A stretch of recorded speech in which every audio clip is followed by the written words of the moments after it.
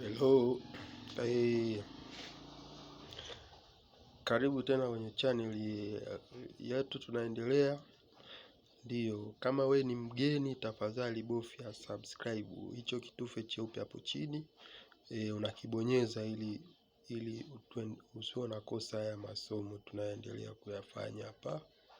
Ndio, sasa tunaenda kuiangalia nazi. Nazi kikawaida huchukua maximum mpaka kukua kabisa na kuanza kuzalisha matunda yake, huwa inachukua kama miaka maximum wanasema miaka 10.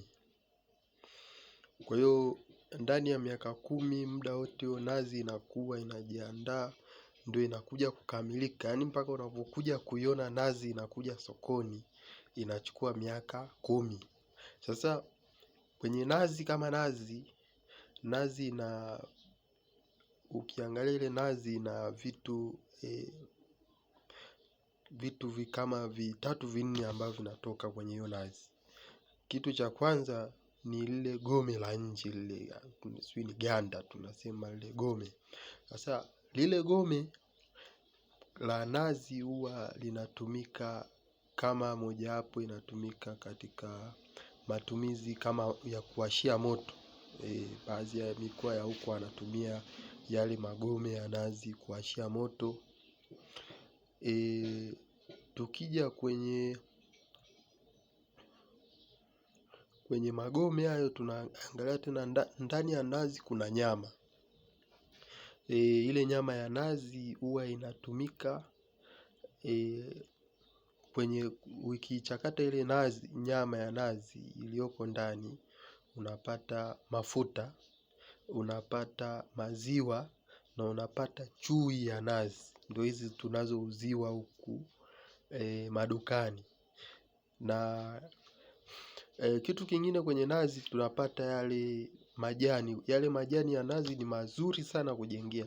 Ukiangalia nyumba nyingi sana za huko Zanzibari wanaita sijui ni makuti, yanatumika katika kupaulia nyumba. Kwa hiyo yale makuti yanapaulia nyumba.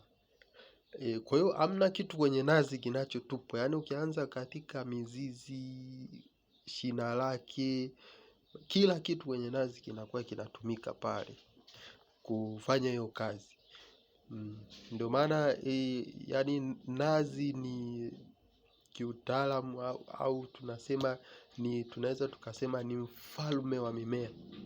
Kwa sababu yaani kila kitu kwenye nazi kinatumika na kina matumizi, yani matumizi maalum.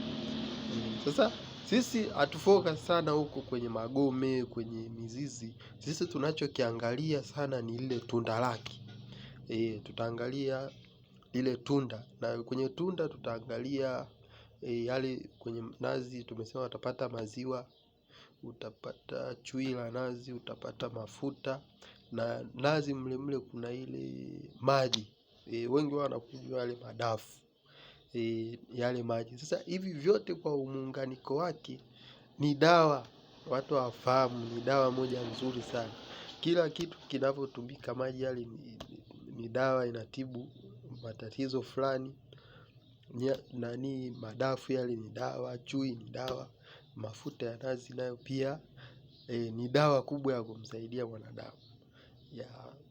Naomba kama hujasubscribe endelea kusubscribe ili tuendelee kuendelea kudadavulia zaidi kuhusu nazi, ili uendelee kupata kufahamu kwamba nazi inakuwa kivipi inatibu na ni kivipi ni dawa.